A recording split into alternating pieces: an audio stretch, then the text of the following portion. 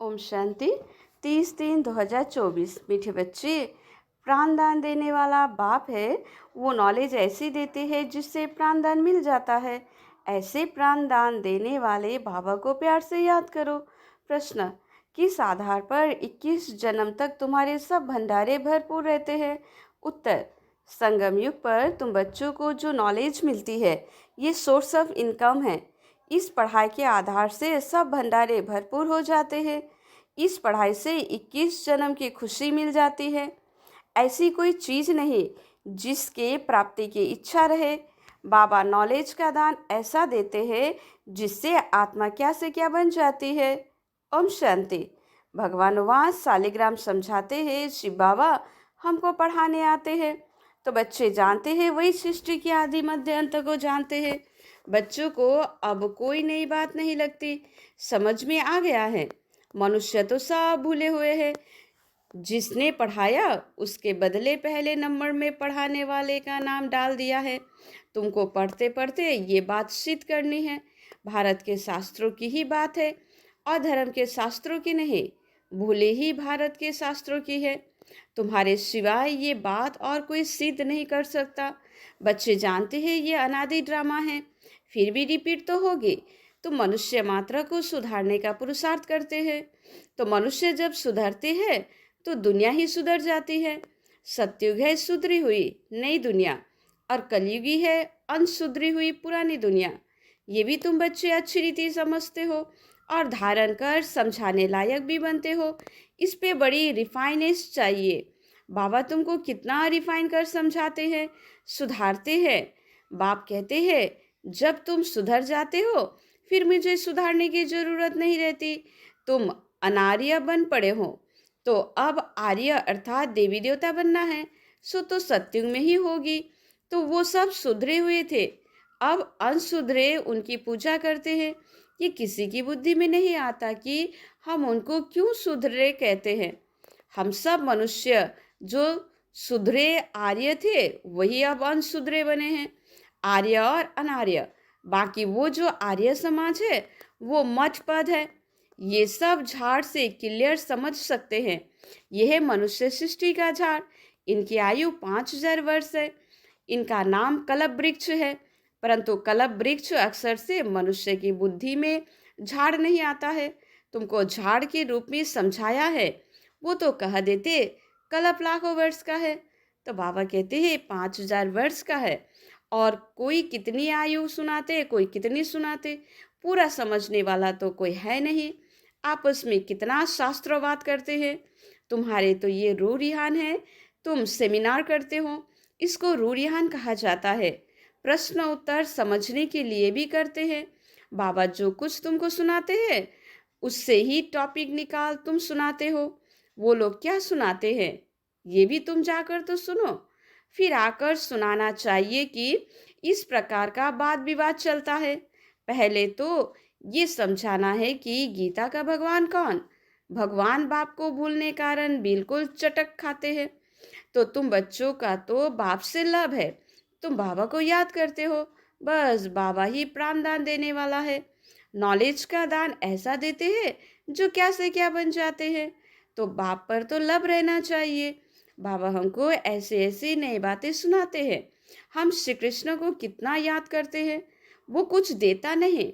श्री नारायण को याद करते हैं, याद करने से कुछ होता है क्या? हम तो कंकाल के कंकाल ही रह गए। देवताएं कितने सॉल्वेंट थे, अब सभी आर्टिफिशियल चीज हो गई है। जिसका दाम नहीं उनका आज दाम हो गया है। वहाँ अनाज आदि के दाम की कोई बात ही नहीं। सबको अपनी अपनी प्रॉपर्टी आदि है। कोई अप्राप्त वस्तु नहीं जिनके प्राप्ति की इच्छा रहे। बाबा कहते हैं, मैं तुम्हारा भंडारा भरपूर कर देता हूँ। तुमको ऐसी नॉलेज देता हूँ जिससे तुम्हारा भंडारा भर जाते हैं। तुम्हारी बुद्धि में है नॉलेज सोर्स ऑफ इनकम है। नॉलेज ही सब कुछ है। इस पढ़ाई से तुम कितना ऊंच बनते हो। पढ़ाई का भंडारा है ना, वो टीचर पढ़ाते हैं, उनसे अल्पकाल का सुख मिलता है। इस पढ़ाई से तुमको 21 जन्म का सुख मिलता है। तुम बच्चों को बहुत खुशी होनी चाहिए। ये समझाने में तो टाइम लगता है, जल्दी कोई समझ ना सके, कोटों में कोई ही निकलता है। अल्पकाल सभी मनुष्य एक दो को गिराते ही आए हैं। चढ़ाने वाला तो एक बाप है। बेहद की पढ़ाई पढ़ाने वाले के बदले पढ़ने वाले का नाम डाल दिया है। दुनिया इन बातों को नहीं जानती।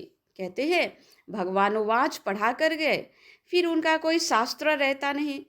सतयुग में कोई शास्त्र है नहीं। ये सब है भक्ति मार्ग के शास्त्र। कितना बड़ा झाड़ है। भक्ति की ये अनेक टाल टालियां ना हो तो झाड़ का नाम भी ना रहे। ये सब धारण करने की बातें हैं। तुम धारणा करते हो। पढ़ाने वाले तो पढ़ाकर गुम हो जाते हैं। पढ़ाने वाले आकर विश्व का मालिक बनाते हैं। कितनी नई बातें हैं। एक भी बात कोई की बुद्धि में बैठता ही नहीं है। स्टूडेंट भी तुम सब नंबरवार हो। कोई पास होते, कोई फेल होते।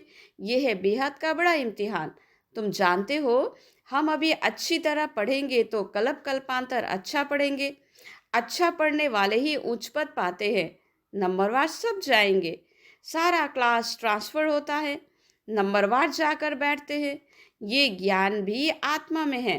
अच्छा व बुरा संस्कार आत्मा में है। शरीर तो मिट्टी है। आत्मा निर्लेप नहीं हो सकती। 100% सत्व प्रधान और 100% तमो प्रधान कौन है, ये भी तुम समझते हो। पहले तो गरीब को उठाना पड़े, वो पहले आएंगे। गुरुओं की भी अच्छे अच्छे अनन्य शिष्य जब आएंगे तब उन सब की बुद्धि खुलेगी। देखेंगे ये तो हमारे ही पत्ते निकल जाते हैं। यहाँ के जो होंगे वो तो निकल आएंगे। बाप आकर नया झाड़ शुरू करते हैं। जो और कोई धर्म में जाकर पड़े हैं वो सब लौटेंगे। फिर भी अपने भारत में ही तो आएंगे। भारतवासी ही तो थे ना। हमारे डाल के जो है वो सब आ जाएंगे। आगे चलकर तुम सब समझते जाएंगे। अब बाहर से सबको धक्का मिलता जाता है। जहाँ जहाँ बाहर वाले हैं उनको भगाते रहते हैं। समझते हैं ये बहुत धनवान हो गए हैं, यहाँ वाले गरीब हो गए हैं। पिछाड़ी में सबको अपने अपने धर्म में जाना होता है। आखिर इन सब अपने अपने घर तरफ भागेंगे। विलायत में कोई मरता है तो उनको भारत में ले आते हैं, क्योंकि भारत है फर्स्ट क्लास पवित्र भूमि। भारत में ही नई दुनिया थी। इस समय इसको वाइसलेस वर्ल्ड नहीं कर सकते। ये है विशेष वर्ल्ड। इसीलिए बुलाते हैं, हे पतित पावन आओ, आकर हमको पावन बनाओ। बल दुनिया तो यही है, परंतु इस समय दुनिया में कोई पावन तो है नहीं। पावन आत्माएं मूल वतन में है। वो है ब्रह्म महातत्व। सब पावन बनकर वहां जाएंगे। फिर नंबरवार आएंगे पाठ बजाने। आदि सनातन देवी देवता धर्म का ये फाउंडेशन है। फिर 3 ट्यूब निकलती है। ये तो देवता धर्म है, ये कोई ट्यूब नहीं है। पहले ये फाउंडेशन, फिर 3 ट्यूब्स निकलती हैं। मुख्य है 4 धर्म। सबसे अच्छा धर्म है ये ब्राह्मण धर्म। इनकी बहुत महिमा है। हीरे जैसा तुम यहाँ बनते हो। बाप तुमको यहाँ पढ़ाते हैं तो तुम कितने बड़े हो। देवताओं से भी तुम ब्राह्मण बड़े नॉलेजफुल हो। वंडर है ना। हम जो नॉलेज लेते हैं वो हमारे साथ चलती है। फिर वहाँ नॉलेज को ही भूल जाते हैं। तुम जानते हो पहले हम क्या पढ़ते थे, अब हम क्या पढ़ते हैं। आईसीएस वाले क्या पढ़ते हैं और बाद में क्या पढ़ते हैं, फ़र्क तो है ना। आगे चलकर तुम बहुत नए पॉइंट्स सुनेंगे, अभी नहीं बताएंगे। पाठ ही आगे सुनने का है। बुद्धि में रहता है नॉलेज का पाठ जब पूरा होना होगा तभी हम भी उसी समय बाबा के ज्ञान को धारण कर लेंगे। फिर हमारा पाठ शुरू में शुरू हो जाएगा, उनका पाठ पूरा हो जाएगा। बुद्धि में बहुत अच्छी धारणा चाहिए। सिमरन करते रहो, बाबा को याद करते रहो। याद नहीं होगी तो कम पद पाएंगे। बाबा को याद करते करते शरीर का भान निकल जाएगा। सन्यासी भी इस अवस्था का अभ्यास करते करते शरीर छोड़ देते हैं, परंतु उनका रास्ता अलग है, इसलिए उनको फिर जन्म लेना पड़ता है। फॉलोअर्स समझते हैं वो ब्रह्म में लीन हो गया, फिर वापस आ नहीं सकते। बाप समझाते हैं वापस कोई भी जा नहीं सकते। पिछाड़ी में सब एक्टर्स जब स्टेज पर आएंगे तब फिर घर जाएंगे। वो है हद का विनाशी नाटक। यह है बेहद का विनाशी नाटक। तुम अच्छी तरह समझा सकते हो। ये ड्रामा जो मिसाल चलता है वो तो फिर छोटे छोटे ड्रामा बनाते हैं, झूठी फिल्म बनाते हैं। उस पर थोड़ी अच्छी बातें होती है। जैसे विष्णु अवतरण दिखाते हैं, ऐसे नहीं ऊपर से कोई उतर आता है। लक्ष्मी नारायण पाठ बजाने आते हैं, बाकी ऊपर से कोई नहीं आते हैं। अब तुम बच्चों को बाप पढ़ाते हैं, तो ये बातें तुम सब समझ सकते हो। पहले तुम भी तुच्छ बुद्धि थे, जब बाप ने समझाया है तब तुम्हारे कपाट खुल गए हैं। इतना समय जो कुछ सुना वो कोई काम का नहीं था और ही गिरते गए, इसलिए तुम सबसे लिखवाते हो। जब लिख कर देवे तब समझ जाए। कुछ बुद्धि में बैठा है, बाहर से आते हैं, फॉर्म भराते हैं तो मालूम पड़े हमारे कुल का है। मूल बात है बाबा को जानना, समझेंगे कि बरोबर कलब कलब बाप हमको पढ़ाते हैं। ये पूछना है कब से पवित्र बने हो। जल्दी नहीं सुधरते, घड़ी घड़ी माया पकड़ लेती है, देखती है कच्चा है तो हप कर लेती है। कई महारथियों को भी माया हप कर गई। शास्त्रों में भी मिसाल अभी के हैं। मंदिर में भी घोड़े सवार महारथी प्यादे आदि दिखाते हैं। तुम अब अपना यादगार देखते हो, जब तुम बन जाएंगे तो भक्ति उड़ जाएगी। तुम किसी को माथा नहीं टेक सकते हो। तुम पूछेंगे ये कहाँ गए, इनकी बायोग्राफी बताओ। बाबा ने तुम बच्चों को नॉलेजफुल बनाया है, तब तुम पूछ सकते हो। तो नशा रहना चाहिए। पांचवी ऑनर 8 होते हैं। ये बहुत बड़ा इम्तिहान है। अपने को देखना है हमारी आत्मा पवित्र बनी है। बैटरी भरेगी तब जब योग होगा। बाप से योग होगा तो सतप्रधान बनेंगे। तमो प्रधान आत्मा वापस नहीं जा सकती। ये भी ड्रामा है। वहां दुख देने वाले कोई चीज नहीं है। गाये भी सुंदर है। श्री कृष्ण के साथ गाये कितनी सुंदर दिखाते हैं। बड़े बड़े आदमी का फर्नीचर भी सुंदर, तो गाय भी अच्छा दूध देती है। तब तो दूध की नदियाँ बहती है। अब यहाँ तो नहीं है। अभी तो नॉलेजफुल बन गए हो। इस दुनिया को तुम तुच्छ समझते हो। इसका सारा कचड़ा स्वाहा होना है, फिर सारा किचड़ा निकल सब स्वच्छ बन जाएंगे। हम अपनी राजधानी में जाते हैं, उनका नाम ही है स्वर्ग। सुनते ही खुशी होती है। अच्छा, मीठी मीठी सी खिलते बच्चों प्रति माता पिता बाप दादा का याद प्यार और गुड मॉर्निंग। रूहानी बाप की रूहानी बच्चों को नमस्ते। धारणा के लिए मुख्य सार, इस अनसुधरी पुरानी दुनिया को सुधारने के लिए स्वयं को सुधारना है। अपनी बुद्धि को बाबा की याद से रिफाइन बनाना है। आपस में रूढ़ियान करनी है, वाद विवाद नहीं। नॉलेज का दान दे, सर्व का भंडारा भरपूर करना है। वरदान, सम्मान की सीट पर स्थित हो, शक्तियों को ऑर्डर प्रमाण चलाने वाले विशाल बुद्धि भव।